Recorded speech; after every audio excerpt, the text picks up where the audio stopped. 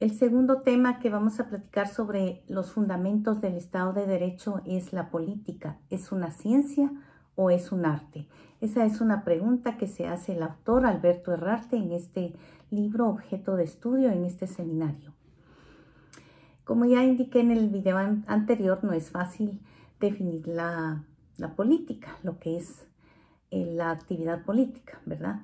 Depende del sentido que se le quiere dar, porque es un término demasiado amplio y al mismo tiempo bastante vago para poder enmarcarlo en una definición. No obstante, el diccionario de la Real Academia Española en algunas de las definiciones dice que es un arte, doctrina u opinión referente al gobierno de los estados, comunidades, regiones, etc. Otra definición es actividad de las personas que gobiernan o aspiran a regir los asuntos públicos. Entonces, la política en su aceptación más restringida debe entenderse como la actividad que se refiere a los negocios públicos. ¿Y cuál es esa actividad?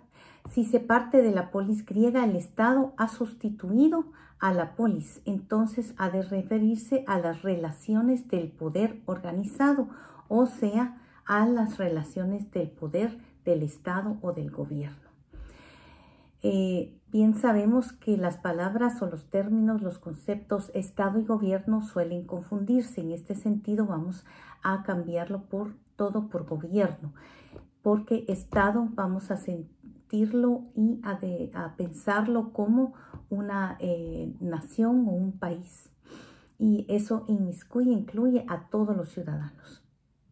Entonces, la política se ha tenido como el conjunto de esfuerzos y acciones que tienden a la obtención del poder, a su conservación y distribución.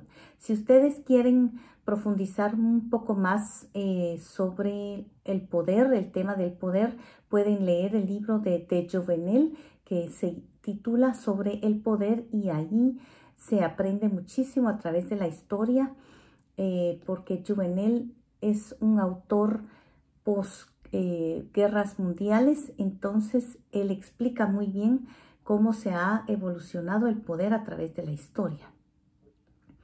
Ok, entonces la política es la actividad que tiende a conseguir los fines de los que ejercen el poder o de los que pretenden llegar al poder. Este año hay actividad política intensa porque tenemos año electoral. Pronto vamos a tener que ir a las urnas a elegir a los nuevos gobernantes, y eso es ya de por sí una actividad política, y que según Legassi y Lacambra también el arte de lo político dice que consiste en convertir las posibilidades conceptuales en realidades existenciales.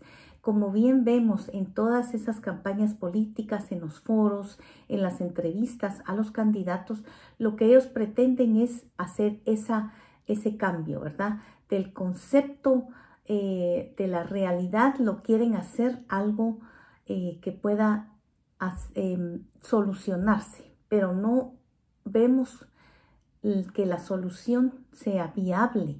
¿Cómo lo van a hacer, verdad? Entonces, eso es parte de hacer política, realmente ofrecer una solución, pero no como la manera como se va a hacer, ¿verdad? Por lo tanto, no es un mero actuar, sino que necesita ciertos conocimientos prácticos, una técnica o tecné, como decían los griegos. Entonces ahora ya estamos pasando de un arte, ahora vamos a pensar que es una técnica, ¿verdad?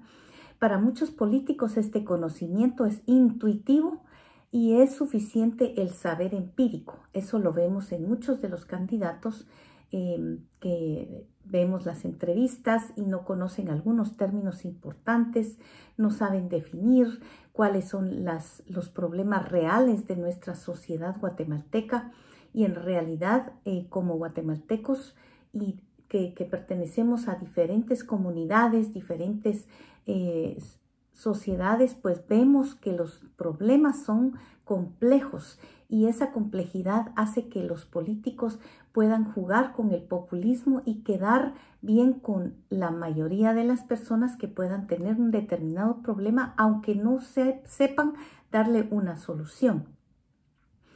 Ahora puede existir también una ciencia de lo político por ser una forma de vida social. Por lo tanto, esta forma de vida puede ser objeto de una ciencia social específica como el derecho, la economía, etc. O sea que los problemas que se tienen que solucionar a través de la política supuestamente pues son parte de una ciencia, ya sea el derecho, y eso lo quieren hacer la solución a través de la legislación. Ahora, cuando el problema social es parte de la economía, quieren entonces también legislar a través para meterse a la economía. No obstante, como liberales podemos decir que no debería de legislarse nada que tenga que ver con la economía de los ciudadanos, que ellos deberían de tener la libertad de comerciar, de intercambiar en el mercado, y eso va a hacer que se ajusten los precios según la ley de la oferta y la demanda. No es necesario que el gobierno se inmiscuya y que vaya a promulgar una norma específica, como por ejemplo esa norma que está siendo discutida en el Congreso desde hace muchos años, que es la norma de la ley de la competencia. No debería de meterse ahí porque un monopolio, por ejemplo, va a destruirse por sí mismo cuando las personas no compran de lo que produce o de lo que comercia un monopolio, porque ahí viene, si hay libertad de comercio, va a deshacerse cualquier tipo de monopolio. Cuando hay libertad de consenso, libertad, y cuando la voluntad de las personas es libre y nadie le está diciendo tiene que comprarte este medicamento, por ejemplo, a este precio, porque no quieren vender de otro, ya que va a afectar a esta farmacéutica, por ejemplo, o este tipo de cemento es mejor, y le van a poner un precio, van a evitar que otro cemento de otra marca ingrese o pueda ser producido en el país porque está favoreciendo a esta cementera. En fin, esa es la manera como se mete en la política a la economía, y esas dos sí son ciencias como tales, el derecho y la economía. Entonces, por eso es que se piensa que la política es una pseudociencia, porque ésta se desarrolla por medio de oportunidades que se presentan y conveniencias que se perciben, y es suficiente la intuición y el olfato político, y que por lo tanto tampoco es necesaria la técnica.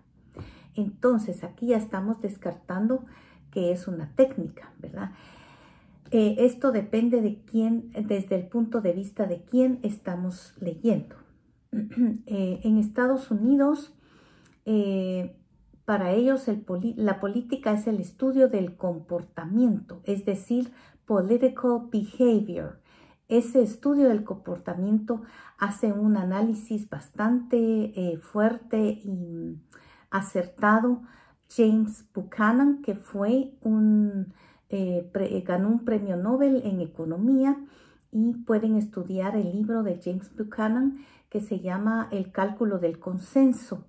Está en PDF en algún lado, en algún sitio de internet, y es un libro bastante interesante porque puede uno darse cuenta que la política se puede lograr a través de consensos dentro de las comunidades, dentro de los municipios, y si las personas tienen participación en esos consensos, va a haber un comportamiento político más general de las personas que van a poder decir y expresar y manifestar su propia voluntad sobre determinadas decisiones que le va a afectar a todos.